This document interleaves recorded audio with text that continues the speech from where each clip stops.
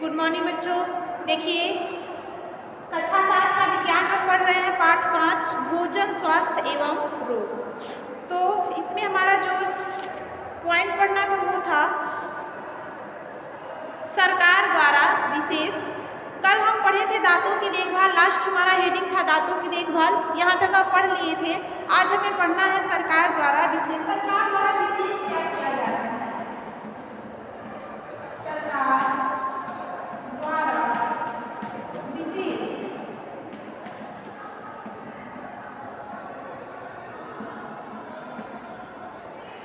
ठीक है, इसे आज हम पढ़ेंगे।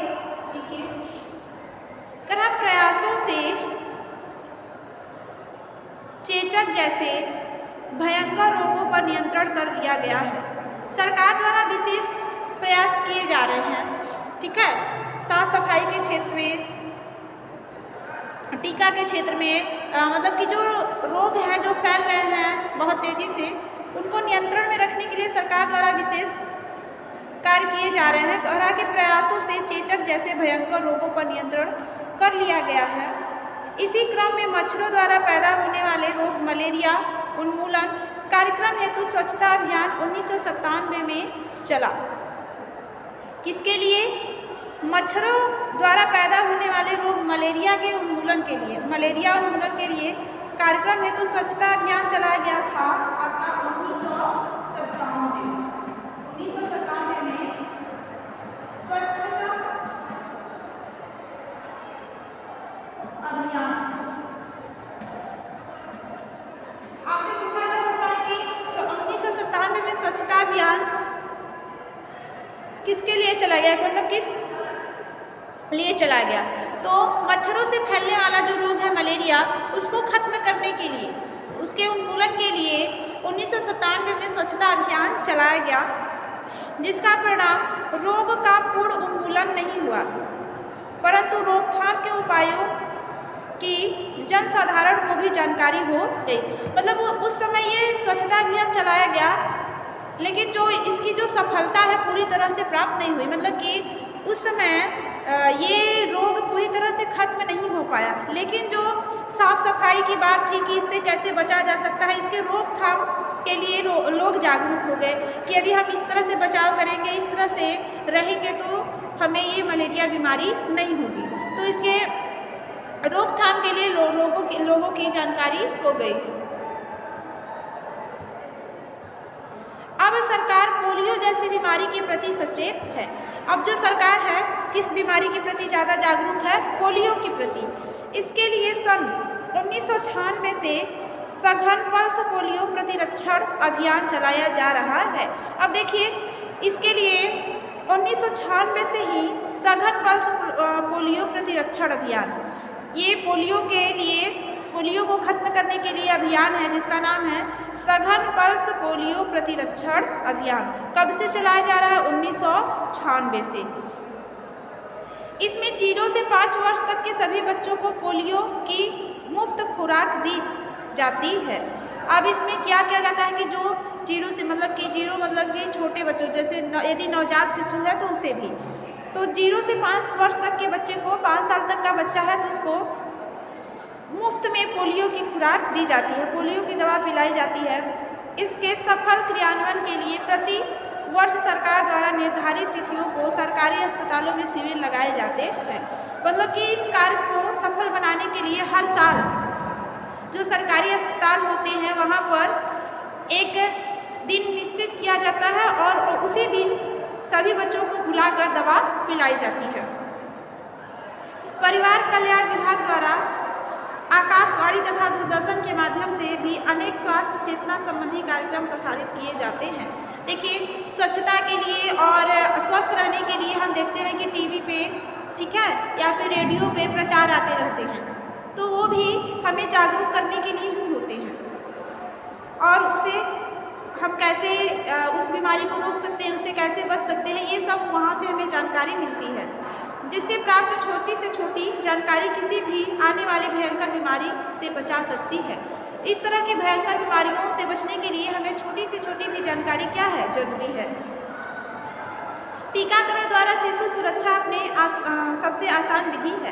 देखिए टीकाकरण, जब बच्चे पैदा होते हैं तभी से उनको किसी न किसी, जैसे टिटनेस का टीका, पोलियो का, इस तरह से टीका उनको लगने लगता है। तो ये रोगों से सुरक्षा के लिए क्या है, सबसे आसान तरीका है। समय पर टीका लगवाने से शिशुओं को जानलेवा बीमारियों से बचाया जा सकता है। देखिए सभी टीकों का एक समय होता है। कुछ टीके ऐसे होते हैं कि बच्चा जब पैदा होता है तो 24 घंटे तक ही लगेगा, फिर 1.5 महीने पे लगेगा, 2.5 महीने पे लगेगा। यदि उसको आप आगे लगवा रहे हैं या पीछे लगवाएंगे तो उसका फायदा नहीं होता है। तो ये समय होता है कि ये टीका इतने महीने पर या इतने साल पर ही लगेगा।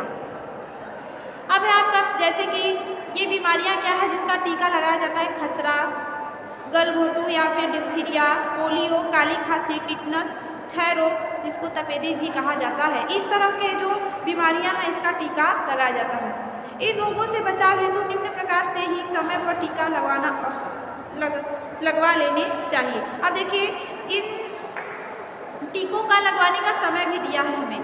टिटनेस, काली खांसी तथा डिप्थीरिया का टीका कब लगता है, आयु जो है 6 सप्ताह से 10 सप्ताह तक तथा 14 सप्ताह पर से 2 वर्ष या फिर 5 से 6 वर्ष।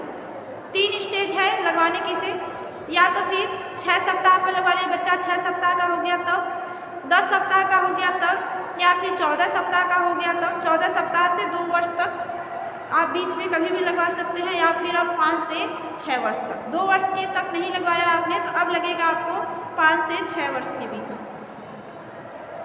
अब डीपीडी करंट टीका, डीपीडी मतलब कि त्रिविध टीका 6 से 14 सप्ताह के बीच 2 बार एक बूस्टर टीका, एक बूस्टर टीका डिप्थीरिया तथा टिटनेस के लिए, इसे 2 बार लगता है आपका ये टीका। अब क्षय रोग, जन्म के उपरांत 1 सप्ताह के अंदर, बच्चा पैदा हुआ तो 1 सप्ताह के अंदर क्षय रोग का टीका लग जाना चाहिए, जिसे BCG का टीका भी कहा जाता है। फिर है आपका पोलियो, 4, 10 तथा 14 सप्ताह, मतलब कि 4 सप्ताह, 10 सप्ताह तथा 14 सप्ताह तक लग जाना चाहिए। पोलियो की ये 3 पोलियो ड्राप 3 खुराक ये दिया जाता है, इसका 3 खुराक लिया जाता है। फिर आपका खसरा, खसरा 9 महीने पर इस टीका लगता है खसरे का, 9 माह पे खसरे का टीका लगेगा। और अंधापन 9 माह से 3 वर्ष और अन्य 6 माह के स्तर पर। 5 खुराक विटामिन ए प्रथम सप्ताह पर लगता है। यहाँ पे विटामिन ए पिलाया जाता है जिससे आप में विटामिन ए की कमी न हो। और विटामिन ए की कमी से आप जानते हैं रतौंधी, अंधेपन की बीमारी होती है। अब है आपका घरेलू स्वच्छता।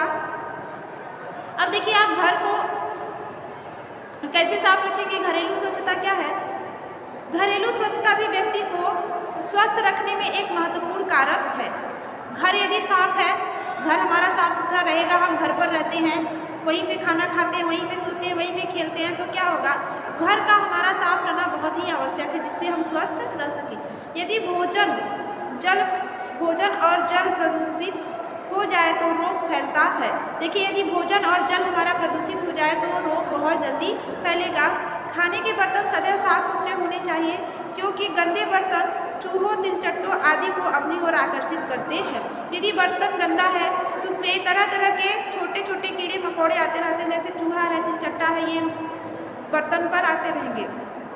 घर की रोजाना सफाई, झाड़ पोंछ और तथा झाड़ू देनी चाहिए। देखिए हमारा जो घर है उसको हमें रोज झाड़ू लगाना चाहिए, पोछा लगाना चाहिए। साफ़ सुथरी रसोई होनी चाहिए, जहाँ पे रसोई खाना बनता है हमारा वो भी साफ़ सुथरा रहना चाहिए। अब है आपका सामुदायिक स्वच्छता। अब समुदाय, अब हम अपने घर से निकलेंगे बाहर तो देखिए केवल हमारा घर स्वस्थ है तो हम स्वस्थ नहीं रह सकते। यदि हम अपना घर केवल साफ कर रहे हैं और बाकी अगल बगल घर के बाहर गंदगी है तो हम कितना भी चाहे हम स्वस्थ नहीं रह सकते। तो अपने घर के साथ साथ हमें अपने आसपास का जो वातावरण है वो भी साफ सुथरा रखना होगा। तो देखिए इसमें क्या आ जाएगा आपका सामुदायिक स्वच्छता में। मनुष्य एक सामाजिक प्राणी है। मनुष्य क्या है, सामाजिक प्राणी है, समाज में रहता है तो मनुष्य एक सामाजिक प्राणी है और वह समाज में रहता है। हम सभी समाज में रहते हैं, केवल हम अकेले रहे तो हम सामाजिक नहीं है, ऐसा नहीं है कि हम अकेले रह सकते हैं। हम समाज में रहेंगे ही और बिना समाज में रहे हमारा कोई भी कार्य पूरा नहीं हो सकता है। तो देखिए, मनुष्य एक सामाजिक प्राणी है और समाज में रहता है, अतः यदि वो स्वस्थ रहना चाहता है तो उसे समाज को स्वस्थ रखना होगा। देखिए, यदि आप स्वस्थ रहना चाहते हैं तो आपको अपने समाज को भी स्वस्थ रखना होगा। यदि किसी व्यक्ति के पास पड़ोस में गंदगी फैली हो तो व्यक्ति बीमार पड़ जाता है। यदि आप कितना भी घर में साफ सफाई कर ले और आपके आसपास गंदगी है, बाहर, घर के बाहर, मोहल्ले में, गली में गंदगी है, तो आप चाहकर भी स्वच्छ नहीं रह सकते और स्वस्थ भी नहीं रह पाएंगे आप। इसलिए हर व्यक्ति को अपने आस पड़ोस की सफाई पर भी ध्यान देना चाहिए। इसलिए यदि आपको स्वस्थ रहना है तो घर के साथ साथ अपने पास पड़ोस को भी साफ सुथरा रखना होगा आपको। इसलिए व्यक्ति को कूड़े करकट को भी कहीं भी खुले में नहीं फेंकना चाहिए। जो कूड़ा करकट होता है, ऐसा नहीं है कि कहीं भी फेंक दिया जाए। यदि ऐसा फेंकेंगे तो आपका ही गली, आपका ही मोहल्ला गंदा होगा, और यदि गली मोहल्ला गंदा होगा तो आप भी साफ सुथरे या स्वस्थ नहीं रह सकते। तो यह जिम्मेदारी प्रत्येक नागरिक की है कि केवल नगर पालिका की जिम्मेदारी नहीं होती है। तो केवल ये कूड़ा करकट फेंकना, गली मोहल्ले की सफाई करना, ऐसा नहीं है कि सफाई करने वाले आएंगे, नगर पालिका वाले आएंगे तभी वो साफ करेंगे।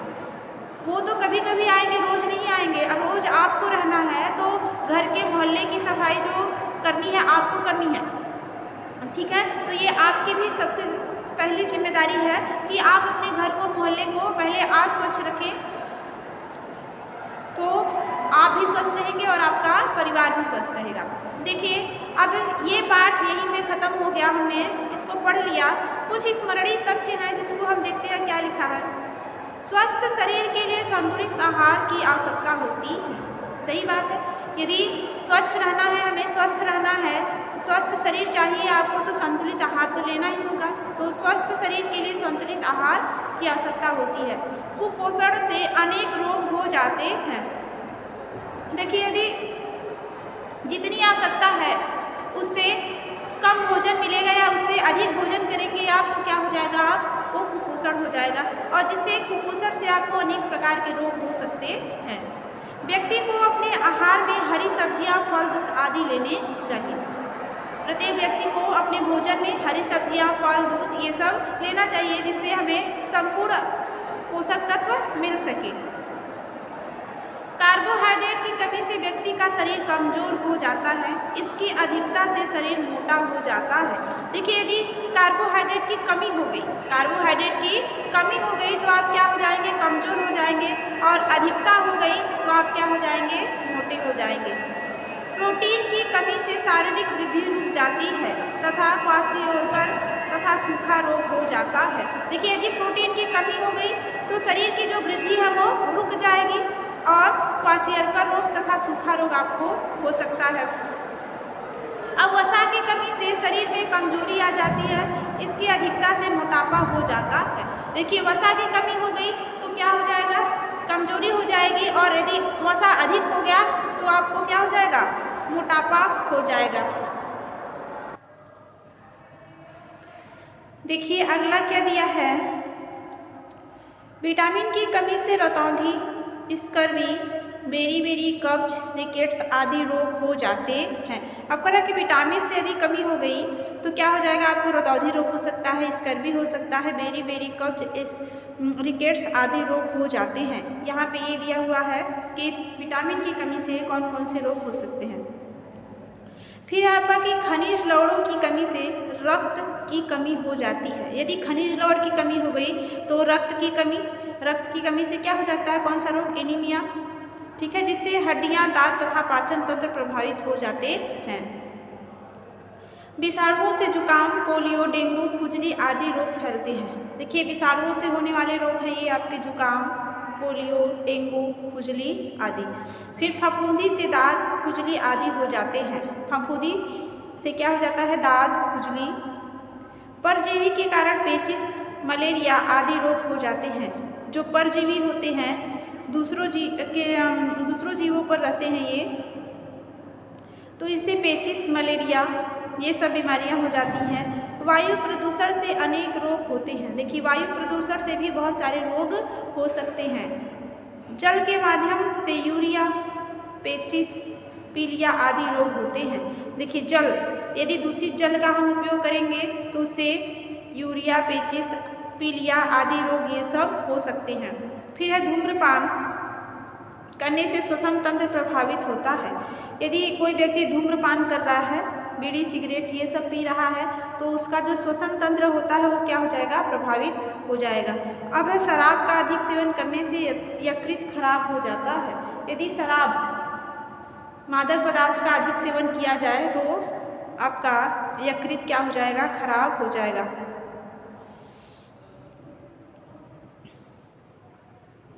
अब देखिए यहाँ पे ये अभ्यास खत्म हो गया है, आगे हमें लिखना है अभ्यासी प्रश्न। ठीक है, अभ्यासी प्रश्न आपको लिखना है, तो इसको हम लोग कल से शुरू करेंगे। आज आप इसको फिर से पढ़िएगा एक बार। ठीक है, लिखवाना है इसलिए हम आज आपका वीडियो इतना ही रहने देते हैं, कल से अब शुरू किया जाएगा। तो आप इसको फिर से पढ़िएगा और देखिएगा कि जो छोटे छोटे प्रश्न बन रहे हैं उसको आप याद करने का प्रयास कीजिएगा। छोटे छोटे इसमें बहुत सारे प्रश्न बनेंगे जो जानना जरूरी है, कभी भी आपसे पूछा जा सकता है, कोई भी पूछ सकता है, तो आप इसको ध्यान में रखिएगा। और कल सभी लोग पेन और कापी के साथ तैयार रहेंगे, हम लोग आगे का जो क्वेश्चन आंसर है अभ्यासी प्रश्न उसको करेंगे। ठीक है, बाय बच्चों।